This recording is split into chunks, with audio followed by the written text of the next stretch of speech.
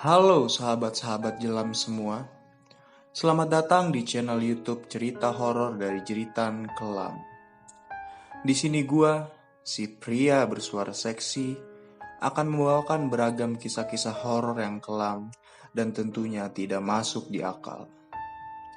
Jangan lupa kalian subscribe, komen, dan like video ini supaya gue bisa terus membagikan kisah-kisah kelam yang menyeramkan kepada kalian semua. Ya udah, gak usah berlama-lama lagi. Mari lanjut ke ceritanya. Let's go, baby.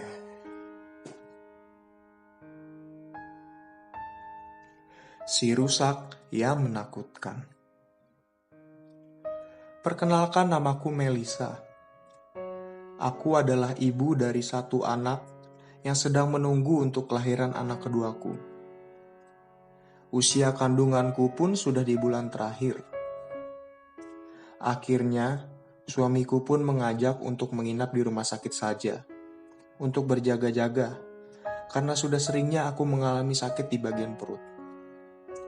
Tanpa pikir panjang, aku pun menyetujuinya. Aku berangkat ke rumah sakit pada hari Rabu siang, ditemani oleh dua orang pahlawanku, yaitu suami dan anak sulungku. Anak sulungku bernama Aji, berumur 8 tahun, dan sangat menggemaskan. Sekedar informasi, aku dan keluarga kecilku merupakan pendatang di tempat tinggalku saat ini. Butuh waktu beberapa hari, lama perjalanan dari rumah ke kampung tempat asalku. Sudah 24 jam berlalu, aku berdiam di kamar rumah sakit dan belum sama sekali merasakan sakit pada perut yang menandakan aku akan melahirkan. Akhirnya, suamiku meminta izin untuk pulang sebentar ke rumah dan mengambil beberapa pakaian dalamnya serta perlengkapan untuk nanti setelah aku melahirkan. Tadinya anak sulungku diberi perintah untuk menemaniku di rumah sakit di saat suamiku pulang. Akan tetapi dengan wajah murung dan sedikit menggerutu, ia menyampaikan bahwa ingin ikut pulang sebentar untuk mengambil mainan dan mengambil baju kesukaannya. Akhirnya, karena aku pun tidak masalah jika sendiri untuk sementara waktu di rumah sakit, maka aku mengizinkannya untuk pulang bersama suamiku karena hanya sebentar saja pikirku. Akhirnya, setelah izin dariku, mereka pulang ke rumah. Jarak dari rumah sakit ke rumah pun tidak terlalu jauh. Hanya sekitar 40 menitan saja. Rasa khawatir sedikit menyelimuti karena aku lupa bahwa malam ini merupakan malam Jumat. Dan sekarang jam pun sudah mampir di angka 8 malam. 1 jam pun berlalu, dan ternyata telepon genggam milikku berbunyi. Setelah aku angkat, ternyata suamiku menelpon dari rumah dan mengabarkan bahwa keran air di kamar mandi bocor dan airnya sudah sedikit keluar dari kamar mandi dan membuat lantai di ruang tamu dan kamar anakku basah. Saat itulah suamiku meminta izin untuk sedikit lebih lama berada di rumah karena harus membetulkan keran agar air tidak keluar dan mengepel lantai untuk membersihkan air yang keluar. Awalnya aku sedikit keberatan, tapi karena aku merasa baik-baik saja dan keadaan tersebut di luar prediksi, akhirnya aku memakluminya. Tak terasa aku menunggu, rasa kantuk mulai menyerang badanku. Secara tidak sadar, aku pun terlelap dalam tidur. Tapi tiba-tiba, suara pintu yang dibuka membangunkanku. Dan aku baru sadar bahwa sekarang sudah jam 9:30 malam. Seorang perawat dengan badan yang cukup tinggi, dengan kulit sawo matangnya masuk ke kamar inapku. Dia memeriksa air infusku dengan wajah yang berlawanan dari arahku. Aku sedikit heran. Malam kemarin, perawat yang memeriksa keadaanku di malam hari datang sekitar pukul 12.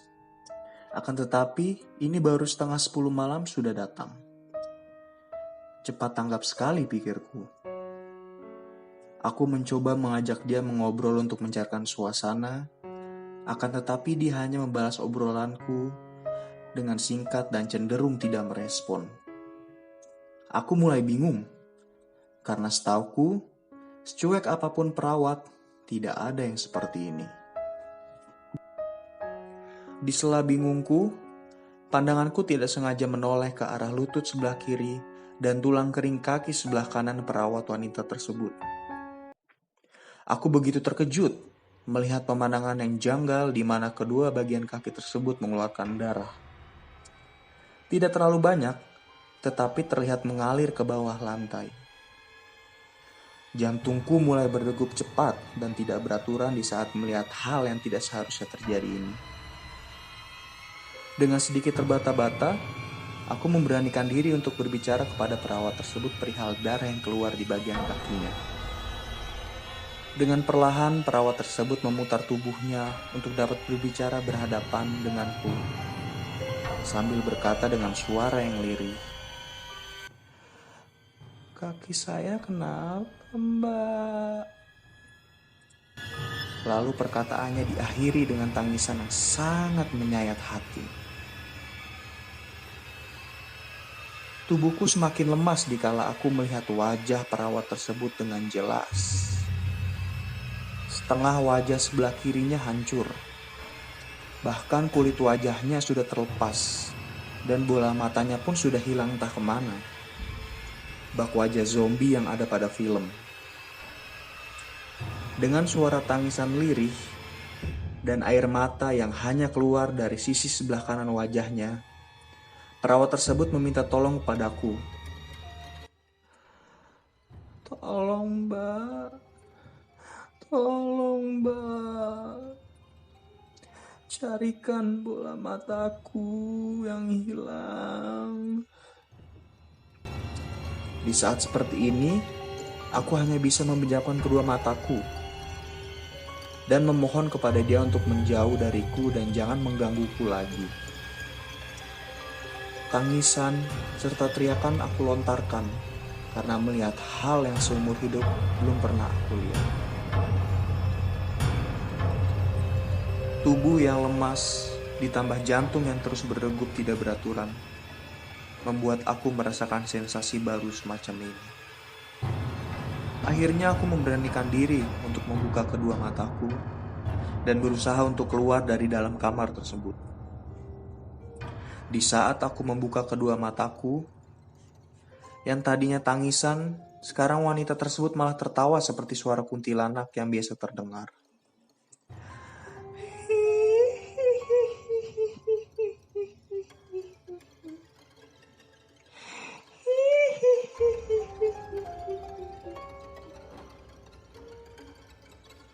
Bagai diterpa ombak, sial, baru kali ini aku ditertawai oleh makhluk jahanam seperti dia. Dengan sisa kekuatan, akhirnya aku berhasil keluar dari kamar tersebut. Walaupun aku harus menyeret tiang infusku. Tetapi dengan tubuh yang makin melemah, akhirnya aku jatuh di luar kamar. Dan secara perlahan kesadaranku hilang, yang menyebabkan aku pingsan.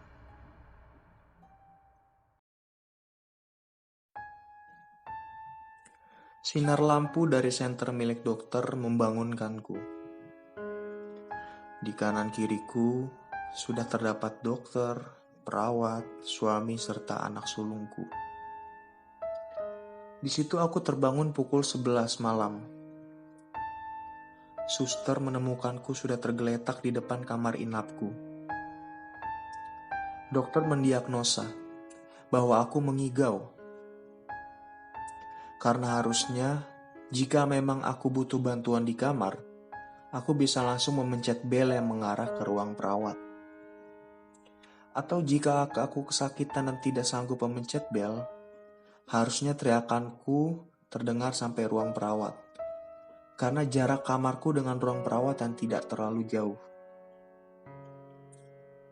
Tapi aku tidak peduli dengan penjelasan dokter pada malam itu.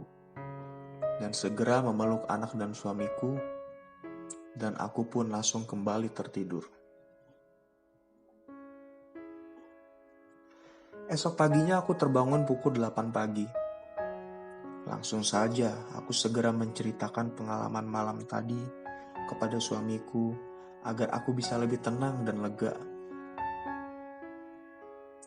Untungnya suamiku dengan tenang mendengarkan ceritaku tanpa sama sekali menghakimi atau tidak mempercayaiku. Itulah hal yang membuat aku selalu bangga dan bahagia memiliki suami dan anak yang luar biasa menyayangiku. Dan akhirnya, pada sore hari pukul 3, aku melahirkan seorang bayi cantik bernama Niki. Hari Selasa minggu depan, akhirnya aku dan keluarga diperbolehkan untuk pulang. Di jalan arah keluar rumah sakit, aku melihat banyak orang sedang berkerumun, seperti sedang melihat sesuatu. Lalu aku mengobrol dengan office boy yang bekerja di rumah sakit tersebut. Dia menjelaskan bahwa telah terjadi kecelakaan persis di depan rumah sakit dengan korbannya seorang wanita. Yang membuat aku terkejut dan merasa ngeri, ciri-ciri dari korban wanita tersebut ternyata sama dengan ciri-ciri perawat yang membuat aku ketakutan pada malam kedua di rumah sakit itu. Suamiku yang mendengar hal tersebut langsung menenangkanku, dan aku pun masih tidak percaya dengan semua hal itu. Apakah hal yang lalu menjadi penanda kejadian pada hari ini? Entahlah. Aku hanya bisa berdoa, semoga wanita tersebut selalu dalam lindungan Tuhan dan semoga dia ditempatkan di surganya. Oke, sekian kisah yang gue bawain saat ini. Semoga kisah ini mengandung banyak pelajaran dan tentunya membuat kita semakin mengerti bahwa selain kita sebagai manusia, di dalam bumi yang luas ini juga terdapat makhluk-makhluk lainnya yang kasat mata maupun yang tidak kasat mata. Sebagai bonus, gue akan melampirkan satu treat horor untuk kalian. Dan bagi kalian yang mengerti apa yang terjadi di treat tersebut, silahkan komen di bawah video ini. Namaku Robi. Aku seorang anak yatim yang hanya tinggal bersama ibu dan kakekku. Suatu hari ibuku pamit kepadaku untuk bekerja di kota. Dan dia berjanji akan pulang setiap 1 bulan sekali. Setelah 4 bulan berlalu, ternyata ibu membohongiku.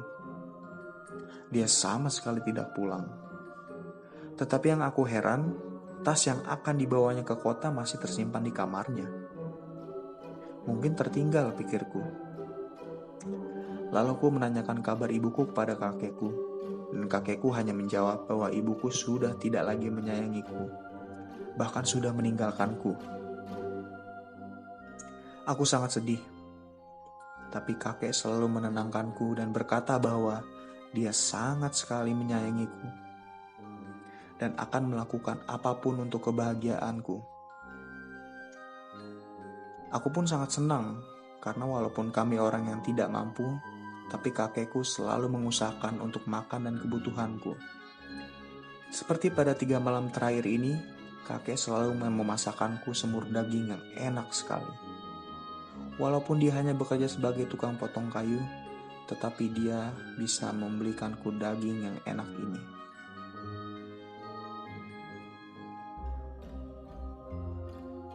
Inilah akhir dari video ini. Sekali lagi, jangan lupa subscribe, komen, dan like. Akhir kata gue pamit. Bye.